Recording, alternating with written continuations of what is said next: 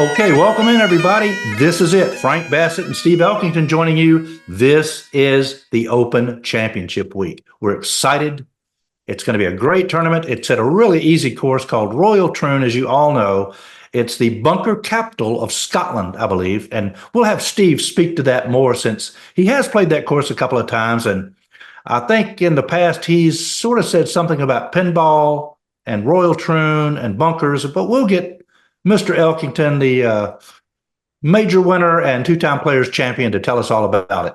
Steve, welcome in. Man, are you excited or what? Thank you, Frank. Yes, I am excited. Wimbledon, the bike race in France, this is a time of year that there's some things that we don't get to see much of. But before we get started, Frank, I have a serious question because you are pretty much a connoisseur of Scotch, right? Is that right? As a matter of fact, there's nothing in this right now, but there will be shortly. So, yes, I'm a Scotch freak. I love it. Robert McIntyre, the current Canadian Open champion, runner-up in the Scottish Open last year, is from a small town. And, of course, we saw him, all of us saw him win on Sunday at the Renaissance Club. That was a fabulous finish from a little town called Oban, and that's a Scotch. And yes, it is. Is that where they make it, Frank? Is that the town? Well, this is where I drink it, is right here in this room. But yes, I believe that's exactly where it comes from, in that area of Scotland. Oban is a wonderful Scotch. Isn't that the smokiest? It's the only drinkable Scotch, in my opinion, on my palate of limited Scotch. What? No. Oban's good. Glenlivet has several, and Macallan both. We'll get into all the Scotch stuff here since it is, in Scotland this week. Love Glenlivet. That's my day in, day out. Glenlivet 18 sits on the shelf, pour glass, bam. But Oban, a really, really good Scotch. You get into the Macallans and then the Levitt 24, the Macallan 24s, and then I've got to have money like Steve Elkington has to afford to drink that stuff. So. See, I knew I shouldn't have started that, but anyway, I just wanted to confirm. That Oban the Scotch factory where McIntyre is from. Yes, that's why he's such a good golfer. That's it. Gotta be. Hey, I can't. Anyway, back to Royal Troon, Frank. Yeah, I can't wait to get this thing started. Interesting golf course. Is it one of my favorites? No, but do I respect it? Of course I do. Yes, Frank. This course reminds me a little bit of St Andrews, and the reason I say that is because it's a very narrow course. You play the first hole with the ocean on your right, and you play the 18th hole coming down next to the first hole. They don't join a fairway like St Andrews, but the whole golf course, it looks like what they call over there a bobby pin. You go out the ocean. Basically the first 6 holes you play at Royal Troon has the ocean on your right, and you take a hard left and play the 7th hole, and then you take a hard right and play right back to the postage stamp down number 8. 9 is back down the ocean, and then you do a loop, and we'll talk about the back 9 in a minute.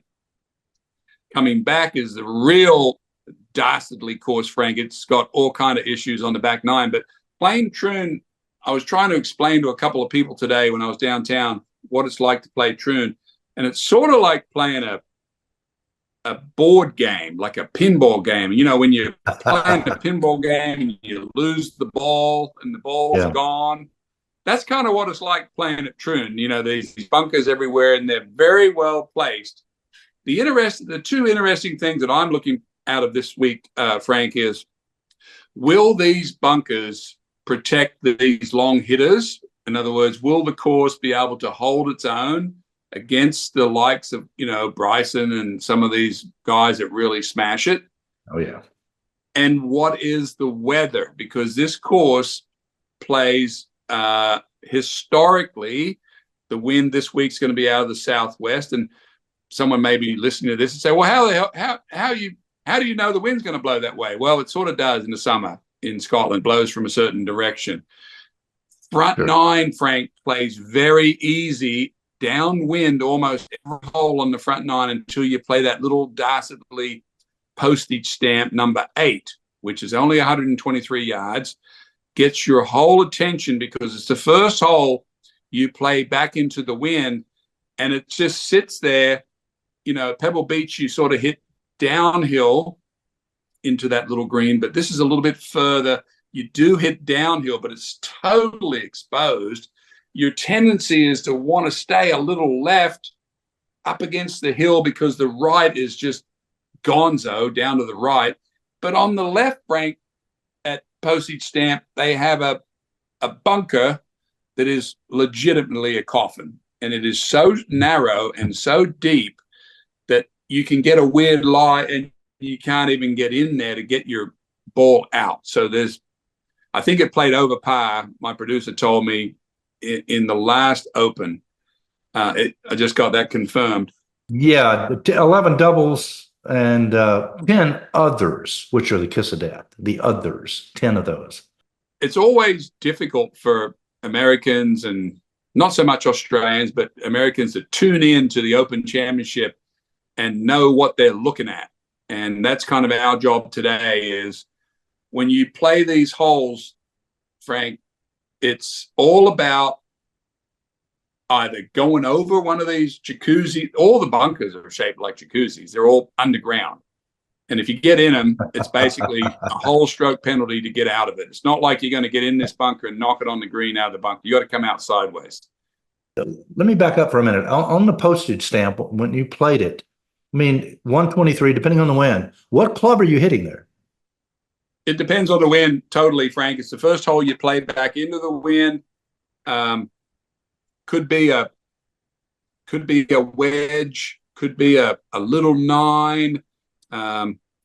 Could be not a handful of clubs, probably 3 clubs. It's probably something you would hit normally into the wind, one lower with it maybe down on the grip, or one down even further down on the grip with a little sort of slice spin, or to keep it away from one of the other sides that you're worried about. Sometimes an easy shot to play into a wind for a pro is to take an 8-iron or a 9-iron from 120 yards, grip down on a little bit, and play it with a slight open face, because it's going to come out low, and put a little slice spin on it and just hold it into that wind.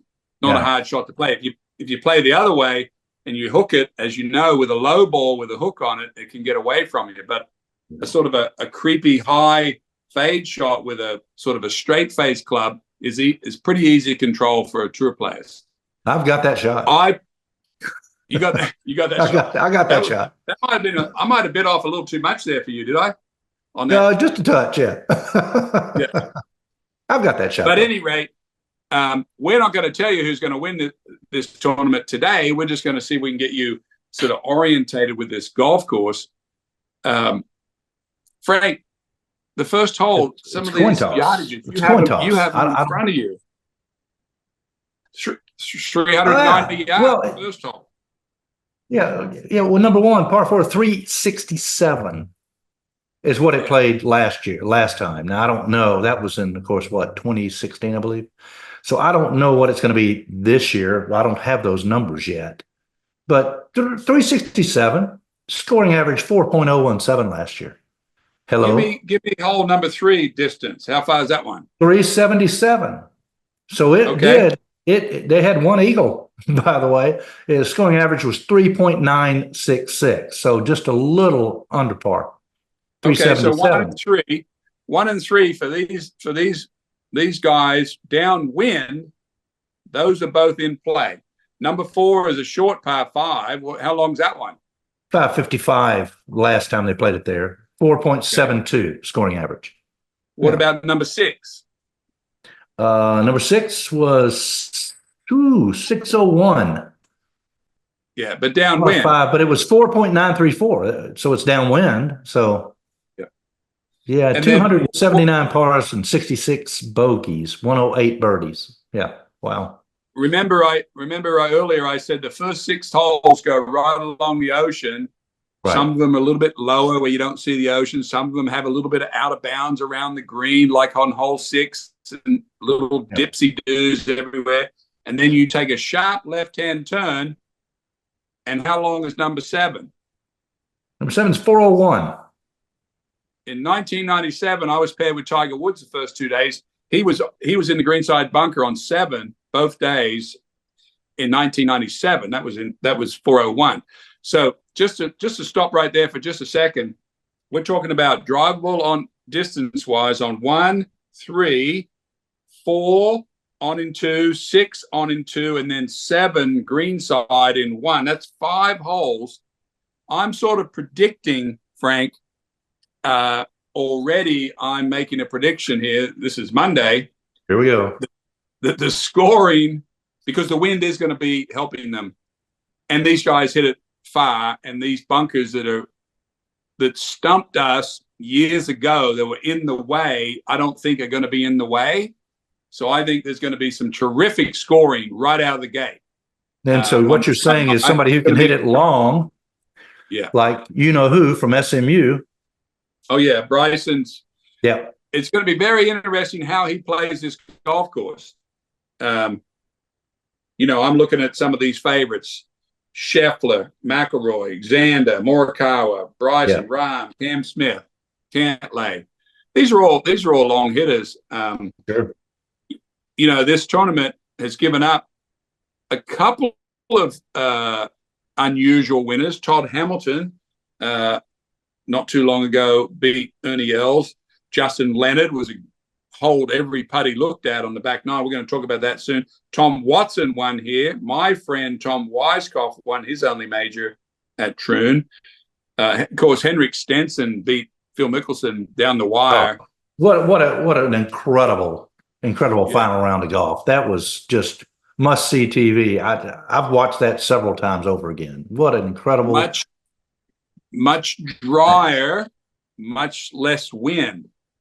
Now, as they play the little postage stamp, remember we said 6 holes along the water, straight, take a left-hand turn, play number 7, go right back on the same line and play number 8, and then 9 goes back along the water.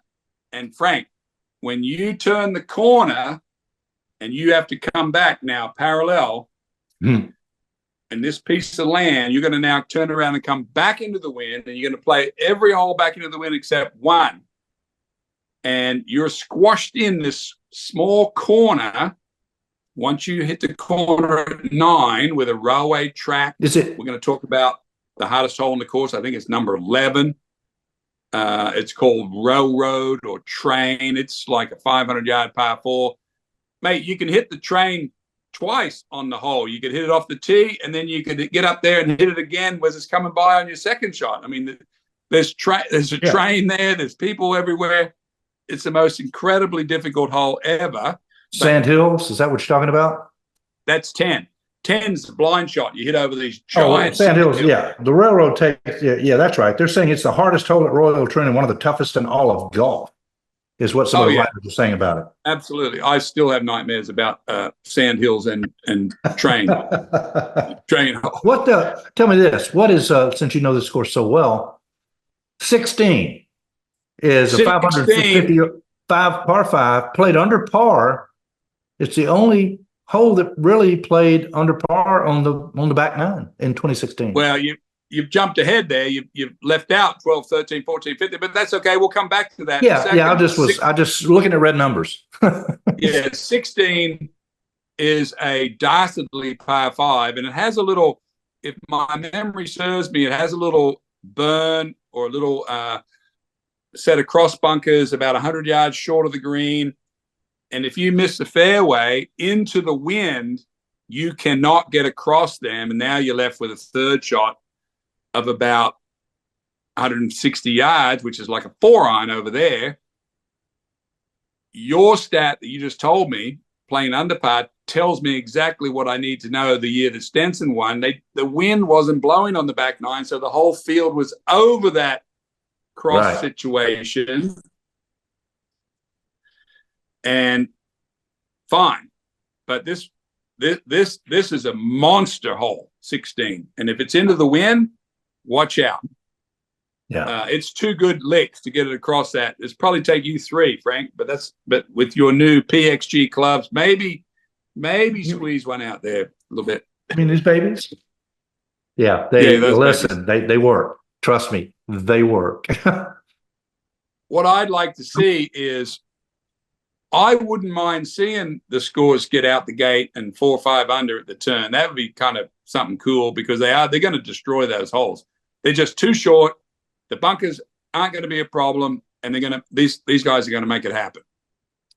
What's going to be interesting is when they turn the corner and they go back into this wind, can they hold that score? And what will be a good score? If you turn 4 under, can you get in at, say, 2 under, or could you hold an even par score on the back 9? Because we just talked about 10, very difficult hole over I think it's called Sand Hill, hit it over, blind shot over the top, and then a sort of a medium iron into a hilly green.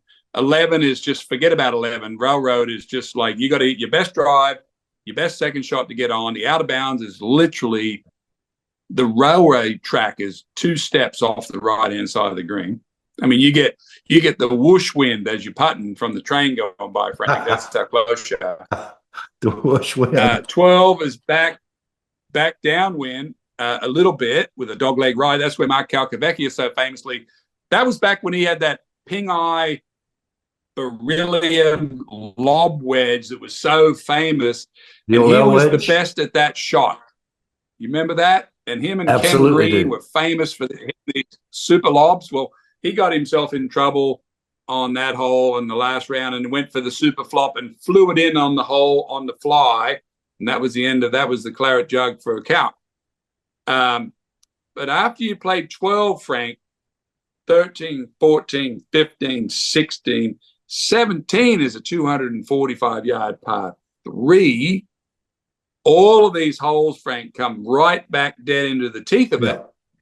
And as I told you, I played with Tiger Woods in 97 there. We played in a fair amount of wind on that course. And he was hitting the ball, as far as anyone ever. And it held him where he needed to be. It was not easy. I mean, he's smashing it, and he still had medium long irons into some of those holes coming back into the wind. So, I'm looking forward to a couple of things. I want to see guys, be able to control the second shots into these greens. I want to be able to see if they can get their strategy. I think I've already written off the front 9. I think the front 9 is going to be an absolute joke of scoring, and I think the back 9 is going to be. I think the back 9 is going to be the opposite. So what you're saying is there's going to be a lot of noise on the back 9 that's going to sound a lot like garbage trucks when they're backing up in Texas, right? A lot of beep, beep, beep. Yeah, could be. That's what you're saying. Okay, could be. But I don't think you're going to get your score on the back. I think you're going to have to get it on the front. Just get. And we didn't talk about 18, but 18 is one of those classic, open holes where you got to hit a long iron in between about 4 or 5 of those big bunkers, and then you got to hit another long iron into the green to hold it. Very traditional over there. Clubhouse sits right behind there. But again, it's all about the wind. It's all about the rough. What happens when we do get out of position. I really enjoy the U.S. Open. A lot of people gave me a lot of crap about this. But, Scotty Scheffler is by far and away the best player on the PGA Tour. I have to say it that way because they don't get to play against one another all the time. Right. Scotty won the Masters. Xander won the PGA, but Bryson was second. Now Bryson won the U.S. Open. Is Bryson as good as Scotty? He's beat him 2 out of the 3 majors this year. People are throwing sticks and stones at me, Frank, saying that Bryson's in the same ballpark talking about Scotty Scheffler. But hey, what record would you rather have? Would you rather have the 6 on the tour, or would you rather have a couple of majors? I don't know. I mean, Bryson's playing pretty good. And his game's matured. His game has matured so much in the way he's going about his business out on the course. He really is. Yep. It's impressive. Very impressive. And he's just coming off of a tournament at Valderrama, which is the most narrow golf course in the world. So it wasn't suited for him perfectly. This will be a little better for him. But I'm going to be interested to see what true power players. This will be the first time we've seen a whole field of power players play Royal Troon. I'm sure Colin Montgomery, who grew up at Troon, his dad was the secretary at Troon. Be interesting to hear what he thinks. I know what he's already said about Tiger. Did you hear that? Did you read about that one? What he said about him? I did not. I have not. I've been sort of out of the picture for a little bit, but I did not hear what he said. So fill us in. Well, he said that it's time for Tiger to retire, and it looked like he didn't I have did any hear fun that. Yeah. And he's not going to have any fun at Royal Troon. What do you think about that, Frank? You've got your finger on most of the pulse. Well, it's as you said earlier when we talked, they love him over there. He'll be in his element. He'll be getting all the glory and the love when Tiger Woods goes. I just don't. I think he's playing exhibition golf right now, basically in the majors. He just doesn't have enough reps. He doesn't have enough at bats, if you want to use analogies from baseball. He maybe will make the cut. I don't think so, though. I don't think he'll make the cut. It depends on the weather. And if it's cold or gets chilly or rainy on him, it's going to affect him negatively, as it always has. Yeah, he drove it really well at Pinehurst, and then he hit his irons all over the place, and he doesn't putt near as well as he used to. And, of course, his leg is always a worry. Every one of us see what's going on there. So you've just got a lot of firepower around him. Could this be a week, Frank? Now I'm interviewing you. Could this be a week where we get a Brian Harman jump up? I was about to bring that name up. I was just about to bring up Brian Harman. Steady Eddie. My friend Brian Harman had the perfect set of circumstances last year where the course narrowed and everybody had to play the course the same way. That's not the case this year. You could lay up and play this Troon course the way they have for hundreds of years. Play short of these little pot bunkers and come in strategically like everyone has over the years. Take a little bite here and there. Or could there be a player that just goes kaboom over everything?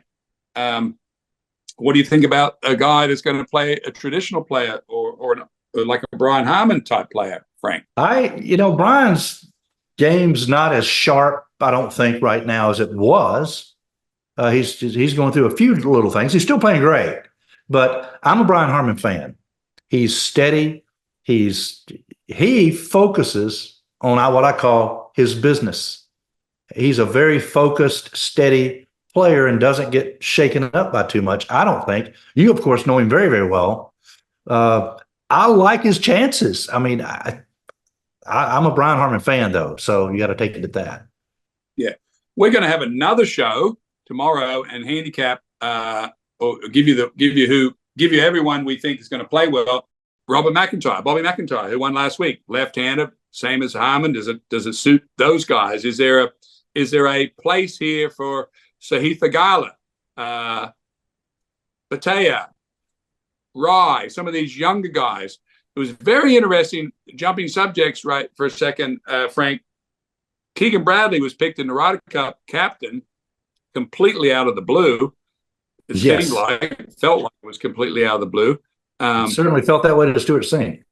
The PGA of America just wiped out the old guard, which I was really happy to see that. No more Tiger, no more Davis Love, no more all those guys that Freddie Couples, all these guys that have been captains, vice captains for 100 years.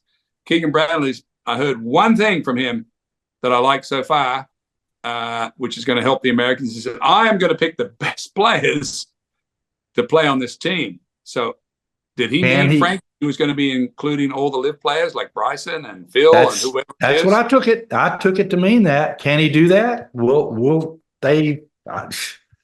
I'm sure that would have been in his contract if I was picked captain. Wouldn't it have been you? No, absolutely. If I'm going to be captain, I'm going to play to win. I don't want to play to have to appease anybody. And that's what was done at the last Ryder Cup, I think, more appeasement than anything else. Do you think that this, and we're getting off the Open, but this Keegan Bradley appointment as captain was sort of a payback for what happened in the way he was not picked in the last Ryder Cup and kind of was left hanging out to dry with a better record than some of the others? I don't know the ins and outs of that, but, it's easy to say that he's a Northeasterner. It's played at Bethpage and But Went I to think St. it's going John's. to be great because we're going to see new vice captains. We're going to see he's even toying around with the idea of putting Michael Jordan on his captaincy team and some different things. And Yeah, we suggested Kevin Costner and Cheech Marin to be honorary co-captains on that team. That would be fun. Getting back to the Open, what do you make of the tragedy of Rory McIlroy and his chances this week, Frank, after what happened to him at Pinehurst? Where is his brain going to be this week? I don't know where his brain was at Pinehurst, and I don't know where he's going to be.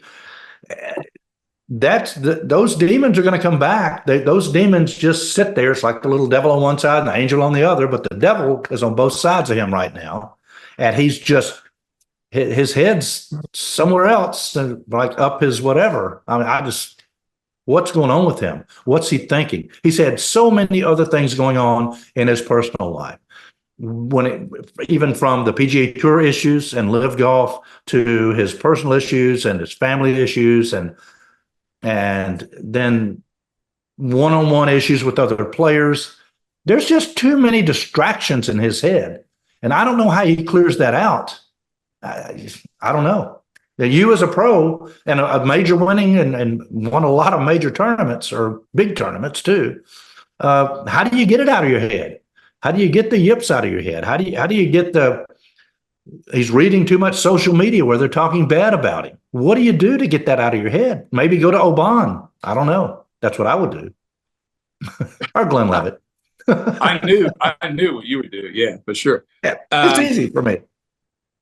Yeah, I think, look, Rory was, when he came on the tour, Tiger Woods was the most gifted player on tour. He was the number one, and Rory was the heir apparent. And he was able to climb that mountain all the way up and win all the tournaments he did, 4 majors. And then when Tiger did whatever he did and had his accident and he was gone, Rory was left at the top, right? Being the most gifted player we have on the tour. It doesn't work for him. He likes to chase. When he's sitting up there by himself, it's hard for him to get his brain to chase up the hill, it seems like. I may be dead wrong. I don't know, but he is probably the most gifted player out there. You've got less gifted players that are, Bryson would be one, even though he's got power to burn. Is Scheffler? I mean, but the point is, when all the focus is on Rory, as opposed to Tiger and Rory chasing the hill, it seems like it's been a much harder game for him. But it's going to be tough. It's going to be tough for him this week because the Open Championship, he's got so many other guys that are as powerful as him. He was so powerful coming out when he first came out, longer than everyone else, but that's not the case anymore. It's sort of like, and he doesn't putt that good. No. He really needs to go see Brad or somebody or you or hell, me for that fact on putting. We've all done this. I mean, I don't know you playing on tour, but we all as amateurs play with people who have, 10 times less talent that set up to the ball, slumped over and forward club lean that looks like they're trying to dig with it, a hole with it, and just horrible swings. They go out there and on any given day, they can kind of put us off our game and mess us up. So me especially, I've got a friend, and I won't mention his name, Roger, that does that. He's got a shitty game, okay? But then I get out there with him, and he has the art of gambling, right? The art of the game, so to speak, the Donald Trump book. He's got it down. So he gets in my head, is what I'm getting to. People are getting into Rory's head, and he's getting into his own head. Well, and when you get a party between the ears, his own head. Yeah, that's what I'm saying. When you get a party between the ears, there's no room for validation or success. There's just nothing there. It's time to just go to the 19th hole and have an Oban. So tomorrow I'm going to go through this field, and I'm going to have another show with you tomorrow. Hopefully, if you can't do it, I'll do it by myself. But I'm going to do it with you. We're going to handicap. I'm going to pull some of these younger players out of the pack, Frank, and tell you what I think. And we're going to put some stats behind it because look, when Scotty Scheffler walks to the first tee, I'm going to finish the show with this today. Scotty Scheffler is the number one player in the world. We've talked a little bit about Bryson. We can't really compare them because they haven't played a bunch of tournaments together. However, Bryson has performed better in the majors thus far than Scotty has. Okay, that's off to the side. Yeah. But when every player walks to the first tee, Frank, in their pocket, they have their current form and they have their strokes gained accumulation of that they have gathered over the year or last, say, 6 or 7 weeks when the form really counts over the other players in the field. And just so you know this, that Scotty Scheffler is 2 strokes better than the number 2 player in the field, Rory. So 1 stroke aside better every day than Rory. And he's almost 2.5 strokes, 5 strokes a day better than the top 10th player in the world, Scheffler is. So when you start to think about that, Frank, that's kind of Jack Nicklaus, Tiger Woodsy type territory. Sure, you know, he's walking to the tee. I mean, I walked to the tee with Tiger in '97. I'd already won at Doral. I already won at the Players Championship. I was second on the money list. But, you know, this guy was a whole different animal. And so now, I've got to look at Scheffler. He's had a few weeks off. But when you come to Scheffler doesn't make any mistakes is the first thing I like about him the most. He plays great every week, but he doesn't make a ton of mistakes, or none, almost none. But Frank, his strokes gained, what he does each day over the rest of the field is astounding. Yeah. Yeah, we've had that discussion too previously. So you're going to tell us tomorrow, I don't want to blow it today, strokes gained X, strokes gained X, strokes gained X. And what are the 2 or 3 most important strokes gained by player to get to the finish line? Yeah, I'm going to do that, but I'm going to also throw in who I think's got the gumption to win the Claret Jug, full of Oban. That's the key. I wish I had my car. I have a replica of the Claret Jug it says Champion Golfer of the Year, and I'll have it for the show tomorrow. It's in storage, but I'm going to go pick it up. But it's when I won the Golf Writers Association of America annual tournament. It was in 2019, I think. I still have that trophy, and it's a replica of the Claret Jug is what it is. So I was low net, okay? I was low net, and I was called the biggest cheater on the face of the earth. I didn't. I played with Dan Hicks. He vouched for me. I counted every shot. I did it right. But it was low net. Nobody counts low net, I know. But whatever. But I'm going to have that trophy right here. Well, I'll finish with this. Robert McIntyre, after he won, in his press conference, he said that he's from a small town. He came from a working class family. He has 2 foster sisters. I think he has 3 foster sisters in his family. Grew up in a very low income family. Is not shaped. His shape of him is not the shape of a tour player. His swing is not as good as a tour player, but he has something inside of him that makes him go. And I believe that that's all he really needs. And that's what I'm going to try to find for you tomorrow, Frank. Some of those guys, they got to have the strokes gained. They can't be coming out of willy-nilly way back where here's the thing about handicapping golf, Frank. We got Scheffler, McIlroy, Schauffele, Bryson, Koepka, Cam Smith. They're going to do their deal.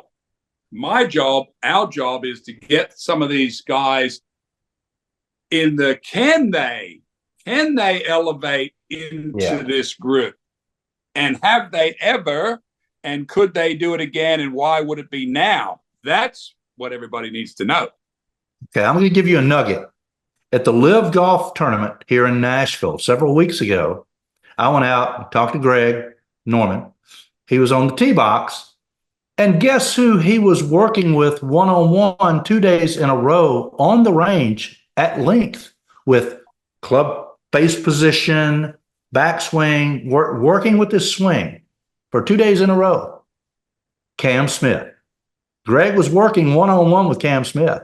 And so Cam and I walked off together, and I said, "So, what do you think?" He said, "Well, hell," he said, "if I win this thing, he's going to take credit for it." So that's what he said about Greg Norman. Cam Smith looked really, really good here in Nashville. Really good. And Greg got him hitting the ball, striping it really well. Well, he already does, but he's one of my favorite players. I've written that down, Frank. I've noted that. I've noted that you told me an Australian's been playing well. Well done. I love Cam Smith. I have a picture of Cam and I right here together on this phone. That's us right there. He's a great guy. I played with him at Doral. So now tomorrow, I expect you to have a little sort of a sampling of different whiskeys and where they're from in Scotland, so we can explain that tomorrow. Okay? I do not have a problem with that. That's my level of expertise in the golf world. So there. Hey, Steve Elkington, thank you so much. Hey, you're a plethora of knowledge and of talent. Appreciate it every time I get to talk to you and talk about golf and everything else in the world. My favorite Australian, Steve Elkington.